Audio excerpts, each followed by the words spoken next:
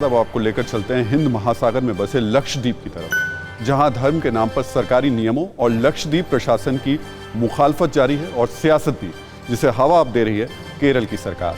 केरल विधानसभा में मुख्यमंत्री विजयन ने लक्षद्वीप के विवाद पर केंद्र से दखल की मांग की है। साथ ही रिजोल्यूशन पास कर लक्षद्वीप प्रशासक और विवादित रिफॉर्म को वापस लेने की मांग की है।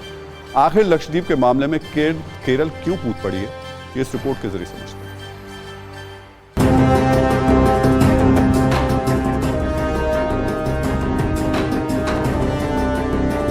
केंद्र शासित प्रदेश लक्षद्वीप के प्रशासक ने गुंडा एक्ट, गोमांस और शराब बिक्री से जुड़ा मसौदा क्या पेश किया, पड़ोसी राज्य केरल में हंगामा मच गया। केरल के मुख्यमंत्री ने नियम 118 के तहत विधानसभा में रिजोल्यूशन पेश किया, जिसके तहत लक्षद्वीप के प्रशासक को वापस बुलाने और उनके फैसले से शुरू हुए विवाद पर केंद्र सरकार से हस्तक्षेप की मांग का प्रस्ताव पारित कर दिया, वो भी सर्वसम्मति से, विपक्ष के समर्थन के साथ। आपको लक्षद्वीप के प्रशासक के उन फैसलों के बारे में बताएं जिस पर ये पूरा विवाद गहराया, उससे पहले जान लीजिए कि केरल विधानसभा में प्रस्ताव पेश करने से पहले मुख्यमंत्री पिनरई विजयन ने क्या दलील दी।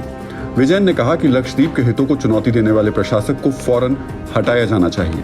साथ ही आम लोगों की जिंदगी और आजीविका की रक्षा के लिए तत्काल कार्रवाई करनी चाहिए। दरअसल दिसंबर 2020 से केंद्र शासित प्रदेश लक्षद्वीप की कमान संभालने वाले प्रशासक प्रफुल्ल खोड़ा पटेल के कुछ फैसलों की वजह से स्थानीय लोगों में गुस्सा और नाराजगी है और पिछले कई दिनों से इस पर सियासी गर्मी भी बढ़ गई है। अब ये जान लीजिए कि इन मसौदों में आखिर ऐसा क्या है। पहला मसौदा लक्षद्वीप डेवलपमेंट अथॉरिटी रेगुलेशन 2021, जिसके तहत विकास कार्य के लिए स्थानीय लोगों को हटाया या विस्थापित किया जा सकता है। दूसरा मसौदा PASA यानी prevention of anti social activities act, जिसके तहत किसी भी शख्स को शक के आधार पर 1 साल तक के लिए हिरासत में लिया जा सकता है। तीसरा मसौदा पंचायत अधिसूचना मसौदा, जिसके मुताबिक 2 से ज्यादा बच्चों वाले किसी भी पंचायत सदस्य को अयोग्य घोषित किया जा सकता है और ऐसे शख्स को चुनाव लड़ने की भी इजाजत नहीं होगी। चौथा मसौदा लक्षद्वीप पशु संरक्षण है, जिसके तहत किसी भी गोवंश को मारना मुमकिन नहीं रहेगा, यानी बीफ पर बैन लग जाएगा। चूंकि लक्षद्वीप की 90% से ज्यादा आबादी मुस्लिमों की है, यही वजह है कि स्थानीय लोग इसे अपनी संस्कृति और जीवन शैली पर सीधा हमला बता रहे हैं। हालांकि प्रफुल्ल खोड़ा इन तमाम फैसलों के पीछे लक्षद्वीप का टूरिज्म डेवलपमेंट करने की वजह बता रहे हैं, जबकि केरल सरकार और दूसरे विरोधी दल इन फैसलों को मुस्लिम विरोधी बताकर बीजेपी पर साजिश का आरोप लगा रहे हैं।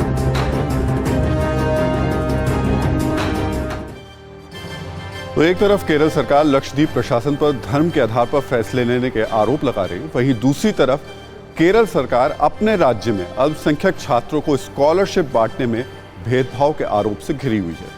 केरल में मुस्लिम छात्रों को 80% स्कॉलरशिप मिलती थी, जबकि ईसाई छात्रों, क्रिश्चियन जो छात्र हैं, उनको सिर्फ 20% स्कॉलरशिप मिलती थी। केरल हाईकोर्ट ने इस फैसले को गलत करार देते हुए इसे पलट दिया। अब मुस्लिम छात्रों को 80 के जगह 58.67% स्कॉलरशिप मिलेगी, जबकि क्रिश्चियन छात्रों की स्कॉलरशिप बढ़कर 20 से 40.06% कर दी गई है, जबकि बाकी अल्पसंख्यकों को ये 0.73% ही स्कॉलरशिप बटेगी। तो कोर्ट के इस फैसले के बाद केरल के मुसलमान विजयन सरकार से नाराज हो गए हैं। इंडियन यूनियन मुस्लिम लीग की मांग है कि पूरी स्कॉलरशिप मुस्लिम छात्रों को ही दी जानी चाहिए, जबकि ईसाई संगठनों ने कोर्ट के फैसले को तुरंत लागू करने की मांग की है, जिसके बाद केरल सरकार की मुश्किलें बढ़ गई हैं, क्योंकि केरल की विजन सरकार के लिए मुस्लिम और ईसाई दोनों बड़े वोट बैंक रहे हैं। और आप थोड़ा सा आंकड़ों के जरिए आपको बता भी दें कि 2021 के विधानसभा चुनाव में LDF को मुस्लिम और क्रिश्चियन दोनों के 39% वोट मिले, जबकि LDF की सहयोगी UDF को मुस्लिम के 58%, UDF को अगर हम कहें तो 58% मिले और ईसाइयों के 57% वोट मिले जो इनके प्रतिद्वंदी हैं। वहीं 2016 के चुनाव में LDF को मुस्लिम और ईसाई के 35% वोट मिले हैं। और वहीं जब हम UDF को देखें तो UDF को मुस्लिमों के 58% और ईसाइयों के 51% वोट मिले हैं। परवाह देश की, सोमवार से शुक्रवार रात 10 बजे TV9 भारतवर्ष पर।